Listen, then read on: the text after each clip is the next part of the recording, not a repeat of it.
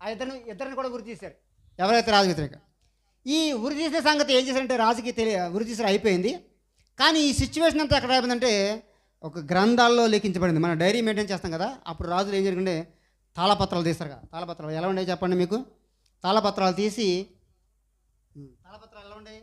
పైన ఒక ఏంటంటే రాజువారు ఏం చేస్తున్నారో హో అని తీసి రాజరాజ మార్తాండ మామిడికాయ తాండ్ర ఏదో అంటారు కదా మొత్తం మీద. చెప్పండి. ఇదిగో రాజా పలానా రోజున మిమ్మల్ని ఏం చేయాలనుకున్నారు? ఒక ఇద్దరు వ్యక్తులు మిమ్మల్ని చంపాలనుకున్నారు.